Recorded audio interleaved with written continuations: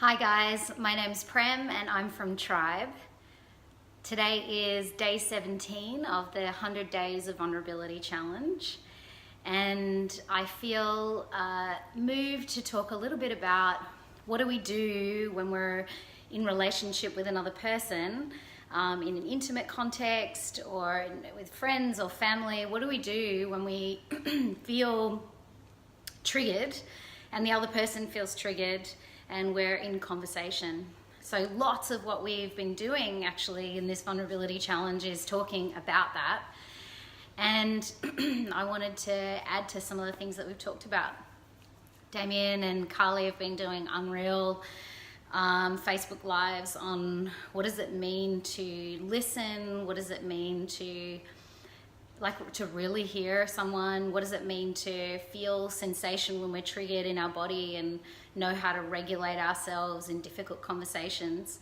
Something that I wanted to talk about is checking out in the moment how resourced we feel. So I had an opportunity today to do that in a conversation where I was sharing about something that I was feeling triggered about, and actually the triggering was overwhelm. I felt overwhelmed about it. And then as I started to share that, what was present for me is that my need in the conversation was to feel heard and feel somehow supported in that conversation. And what I noticed is that it wasn't likely that that was going to happen because the other person too felt triggered. And in that moment I had a choice. And I had a choice as to whether to stay in the conversation, and if I was going to stay in the conversation, what I knew I would need to do would actually be hear the other person's reality and offer that thing that I was wanting to them.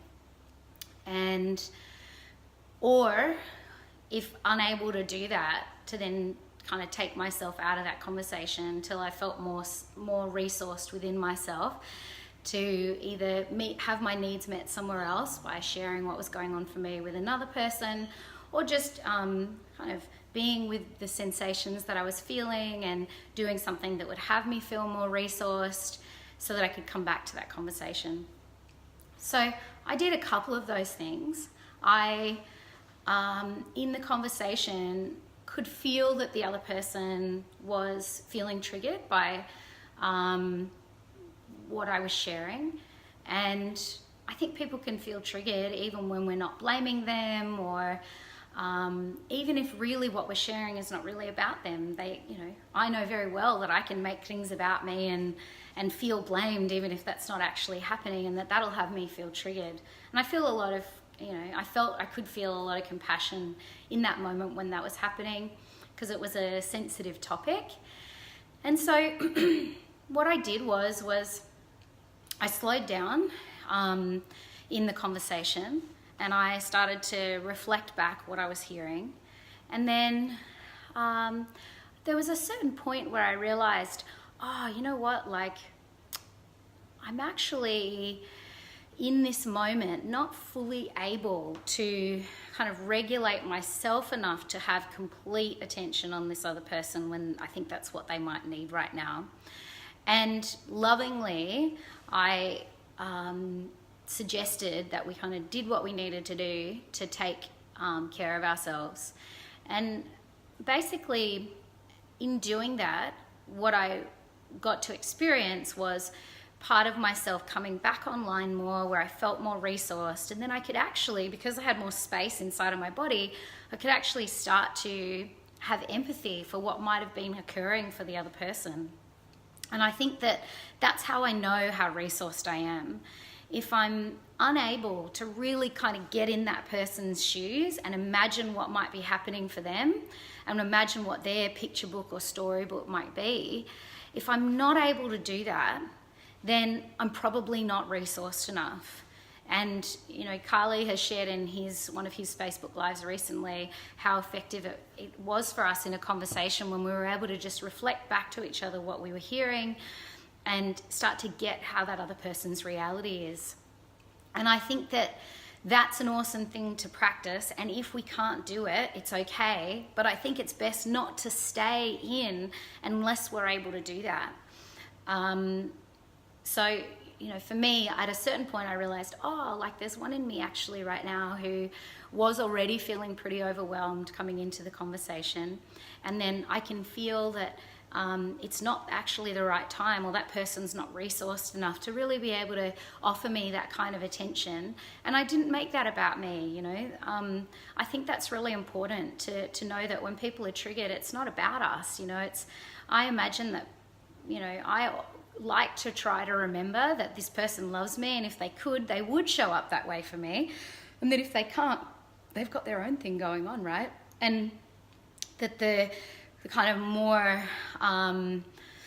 loving thing to do at that point is to allow there to be some space, not in a disconnective, I'm going kind of a way, but actually just to honor, hey, this is where we're at, and we might need a little bit of space right now to get more resourced.